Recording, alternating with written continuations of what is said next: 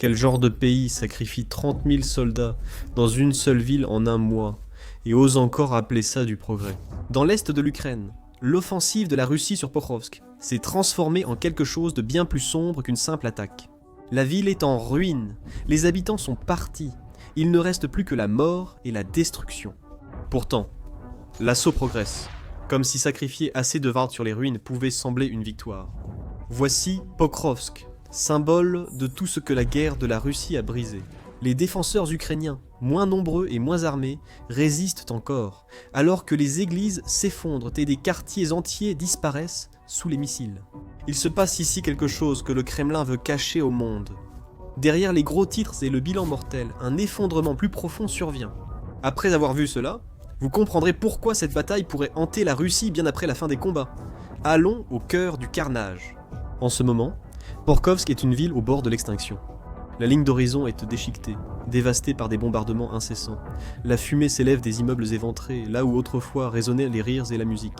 Les rues sont silencieuses, hormis le grondement de l'artillerie lointaine et le bourdonnement des drones, traquant tout signe de vie. Les forces russes encerclent la ville, avançant de tous côtés et infiltrant les quartiers sud et est avec de petits groupes déguisés en civils pour semer le chaos.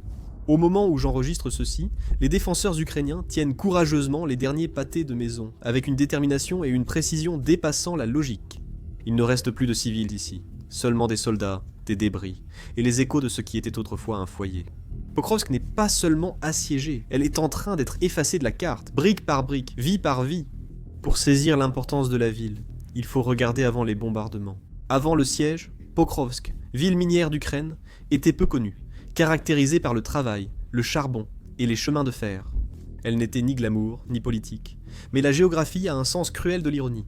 Elle se trouve au cœur de l'oblast de Donetsk, reliée par la route et le rail au vaste réseau de défense ukrainien. Contrôler Pokrovsk, c'est maîtriser les voies vers Minarod et les défenses protégeant l'ouest de Donetsk. Sa position en fait un lien vital. Dans cette guerre, cela la rend inestimable, mais il y a plus en jeu que la logistique. Au-delà de ses routes et de ses voies ferrées, Pokrovsk porte un poids symbolique. C'est une ville qui a refusé de tomber lorsque ses environs se sont effondrés. Un rappel obstiné que l'Ukraine tient toujours. Pour Moscou, cette défiance est devenue personnelle. Pokrovsk n'est pas juste à conquérir, c'est un défi à écraser. La prendre est devenue une mission de fierté et de valeur militaire pour faire taire un symbole. Voilà pourquoi la Russie est prête à se battre. Gagner ici serait un trophée, un titre, et justifierait les pertes sur le front de Donetsk. Ils ont besoin de montrer quelque chose à leur peuple, un signe que cette guerre sans fin avance encore. Pour l'Ukraine, perdre Pokrovsk serait bien plus qu'un revers tactique. Cela voudrait dire voir une autre partie de leur patrie disparaître sous l'artillerie russe, une autre cicatrice, pour un pays qui a déjà trop perdu. En termes simples, Pokrovsk compte, parce qu'elle reflète la guerre elle-même. La Russie combat pour une terre qu'elle ravage. L'Ukraine lutte pour la vie dans ce chaos. Les deux sont pris dans une lutte dépassant stratégie et politique, devenue une épreuve d'endurance et d'humanité. Pokrovsk est devenu la scène où cet affrontement se joue de la manière la plus brutale, un endroit où chaque mètre de terrain se paie dans le sang. Le siège de la ville a commencé lentement, presque silencieusement, comme si la Russie testait le pouls de la ville avant de l'écraser. Débuté mi-juillet 2024, lors d'une offensive plus vaste dans l'ouest de l'oblast de Donetsk. Les forces russes polices ont d'abord ciblé les villes proches, resserrant l'étau à chaque avancée. Ce n'était pas une surprise, tout le monde s'y attendait. La seule question était combien de temps Pokrovsk tiendrait après la chute du marteau. Les assauts sont venus non par un coup unique, mais par une usure progressive. Jour après jour, l'artillerie russe déchirait les abords de la ville, pilonnant des cibles qui n'existaient presque plus. Les drones survolaient, transmettant des coordonnées aux artilleurs indifférents à la cible, tranchée ou hôpital. Le but n'était pas la précision, mais l'épuisement. Pokrovsk n'a pas été disputée, elle a été écrasée jusqu'à la reddition. À l'intérieur de la ville, chaque pâté de maison devenait un champ de bataille. En infériorité, 8 contre 1, les Ukrainiens défendaient maisons, usines et écoles comme des forteresses. Lorsqu'un bâtiment tombait, ils se repliaient d'une rue et reprenaient leur position. Le combat est devenu personnel. Il ne se mesurait pas en territoire gagné, mais en heures de survie. L'infanterie russe avançait en vagues, souvent avec peu de coordination ou de couverture. Nombreux étaient des bataillons disciplinaires, ou jeunes conscrits envoyés dans ce que tous appelaient la broyeuse à viande. Il y avait aussi les unités infectées, Venus des 1435e et 1437e régiments de fusiliers motorisés russes, regroupant des soldats atteints du virus de l'immunodéficience humaine de l'hépatite et d'autres maladies chroniques. Certains, malades, ont été envoyés au front avec seulement des fusils et une condamnation à mort. Un reflet sombre de la façon dont Moscou voit ses réserves humaines comme jetables. Ils progressaient dans la fumée et les décombres, immédiatement abattus par snipers, mines et artillerie. Pour les défenseurs, c'est une guerre de tranchées. Pour les assaillants, une guerre d'usure, corps après corps. Ces tactiques d'assaut en vagues humaines étaient censées briser les défenseurs. Au lieu de cela, elles ont brisé les assaillants. Les forces ukrainiennes se sont vite adaptées, faisant tourner les unités, tendant des pièges dans les bâtiments détruits et utilisant des drones pour repérer et frapper. Souvent, les escouades russes étaient détruites avant d'atteindre leurs objectifs. Ceux qui réussissaient se retrouvaient souvent seuls, sans soutien. Pour chaque mètre gagné, des centaines d'hommes tombaient. La nuit, la ville brillait d'une lueur orange due aux incendies et fusées éclairantes. L'artillerie ne cessait jamais, et le sol tremblait si souvent que les soldats en oubliaient le son du silence. Il est devenu courant pour les combattants ukrainiens de se déplacer à travers des tunnels et des sous-sols simplement pour éviter d'être repérés par les drones. Des unités restèrent sous terre plusieurs jours, ne remontant que pour combattre puis se replier. Au-dessus, les bombes russes tombaient, détruisant des structures déjà endommagées. Chaque avancée russe coûtait plus de vies. La Russie resserre ses mouvements en tenailles du nord et du sud, mais plus lentement que prévu. Leurs blindés ne pouvaient avancer dans les décombres, alors ils ont envoyé l'infanterie, vulnérable dans une telle ville. Pokrovsk est un labyrinthe mortel, avec des murs effondrés, des ponts détruits, des rues jonchées de débris et des cratères pouvant engloutir des chars. À mi-2025, le constat était clair et le commandement russe a retiré des brigades entières de Pokrovsk en raison de pertes trop élevées. Les unités arrivaient à 1000 hommes et repartaient à 200. Selon les médecins, le ratio blessés-morts était pire qu'à Bakhmout. Les services de renseignement ukrainiens estimaient que rien que pendant les 3 premiers mois de l'année, la Russie avait perdu plus de 45 000 soldats rien qu'ici, sans compter les blessés ou les disparus. C'est comme une petite ville de soldats disparus pour quelques kilomètres de terre brûlée, et cela n'a fait qu'empirer par la suite.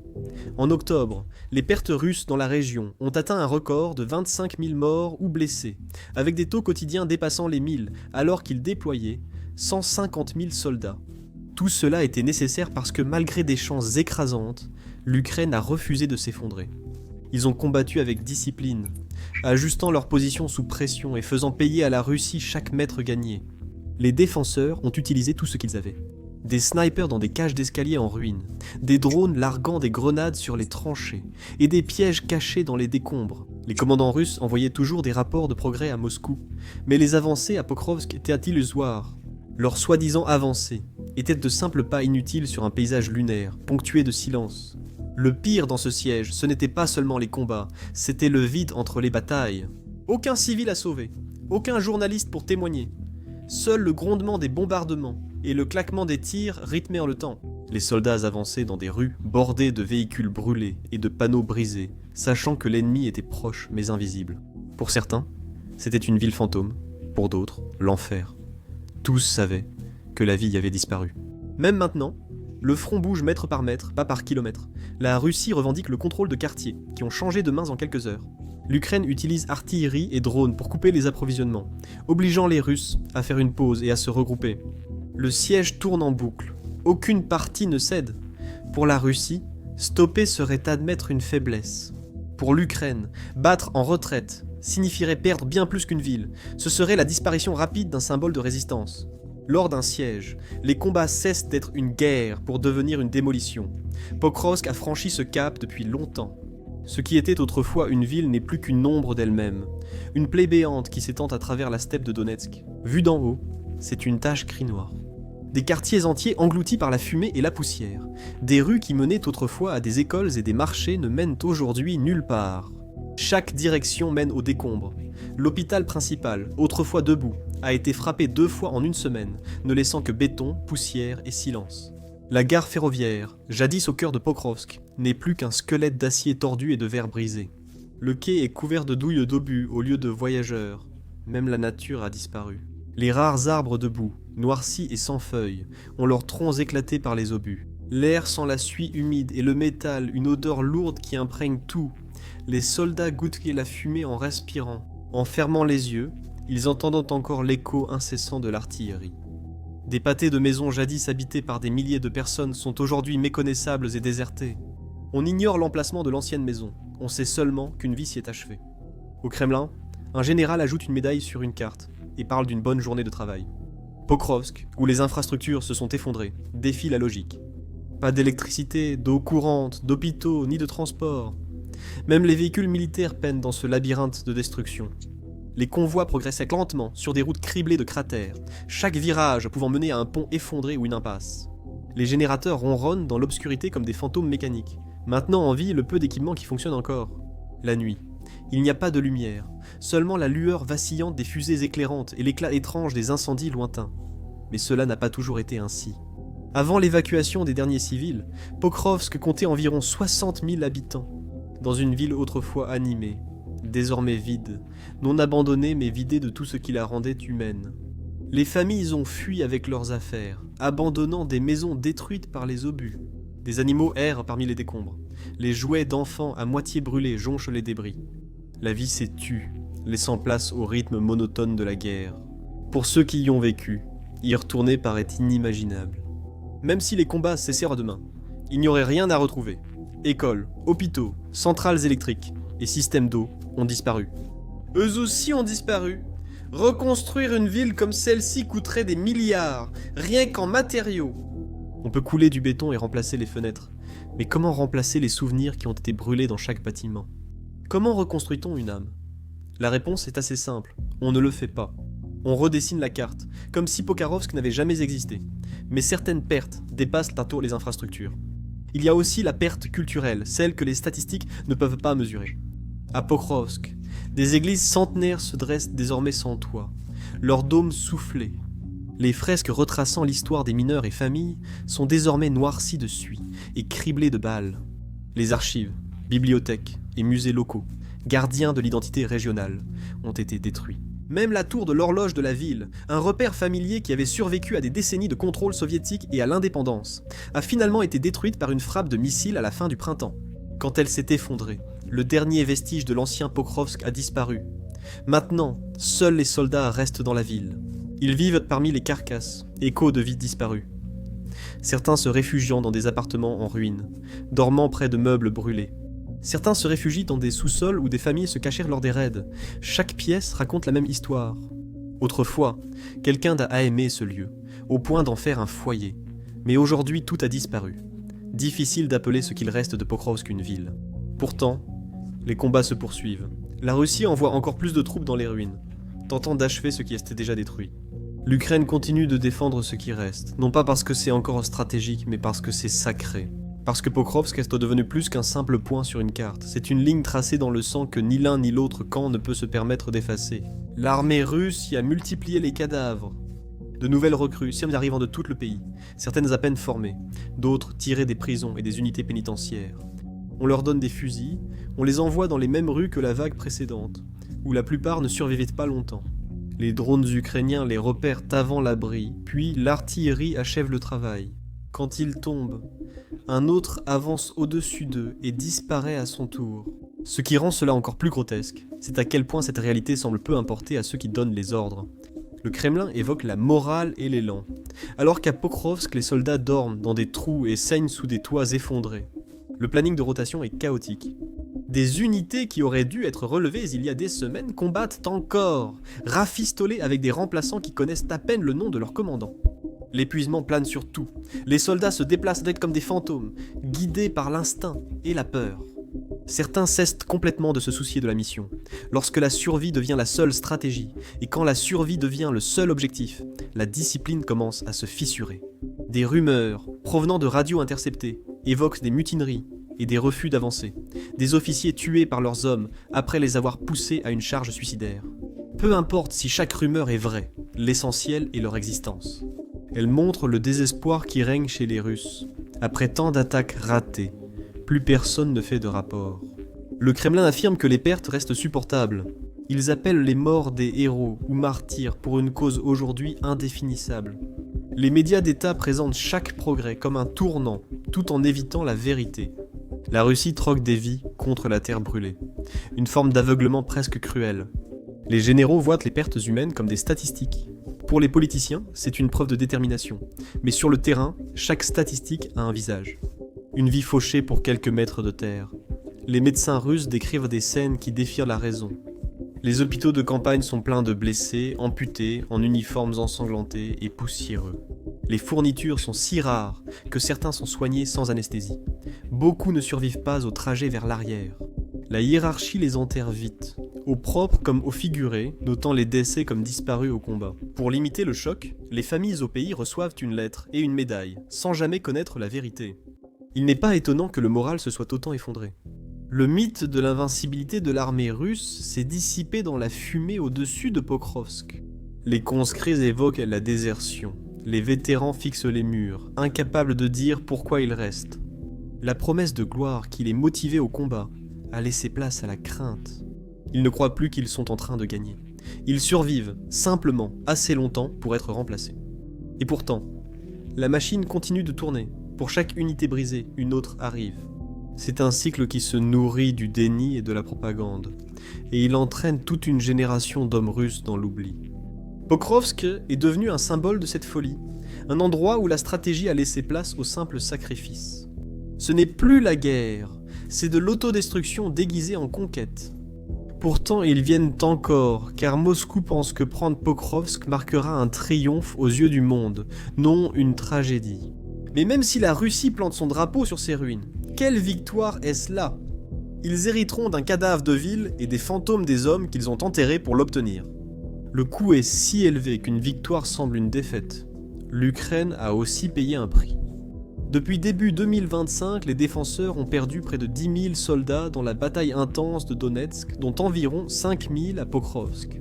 Les unités se relaient, les médecins épuisés sont submergés par les blessures causées par les éclats d'obus et les frappes de drones qui ne laissent aucune place à l'erreur. Mais ces chiffres ne sont qu'une fraction de l'hémorragie russe, une goutte d'eau face aux centaines de milliers d'hommes sacrifiés par Moscou à Donetsk cette année. Les pertes ukrainiennes sont douloureuses. Elles demandent une grande détermination, mais ne brisent pas la ligne comme les Russes. Malgré tout, Pokrovsk n'est pas tombé. Malgré la fumée et les bombardements, des éclairs de vie persistent.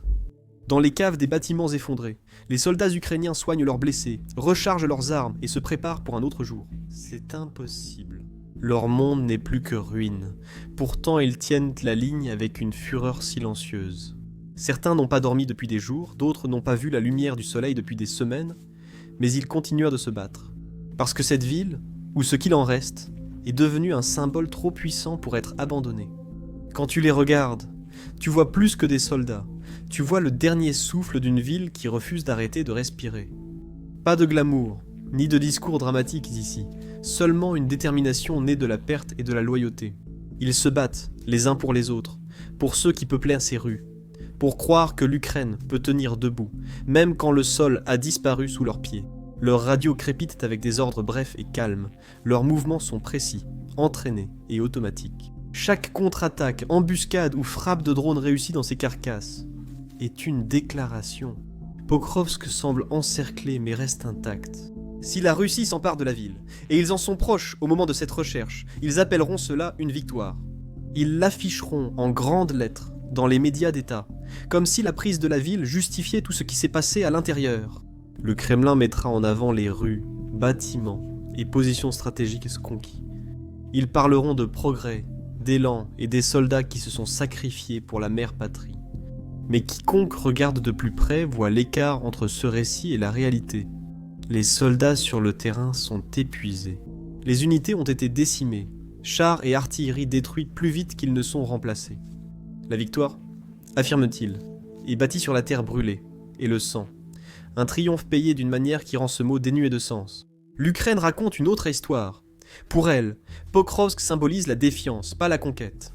Même si Pokrovsk tombe, ce ne sera pas une simple perte. Avoir tenu la ville pendant plus d'1 an est un symbole de défiance, de courage humain face à des chances impossibles.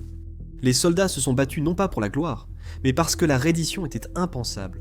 Chaque frappe de drone freinant l'avancée russe, chaque embuscade dans une cage d'escalier effondrée, chaque heure de survie. Voilà la vraie mesure de la victoire. Cette défiance ira loin. La résistance de Pokrovsk résonnera dans les tranchées des futures batailles et dans les souvenirs des soldats qui se rappelleront ce qu'il a fallu pour tenir. Ce sera gravé sur les murs d'autres villes résistantes, comme un cri de ralliement.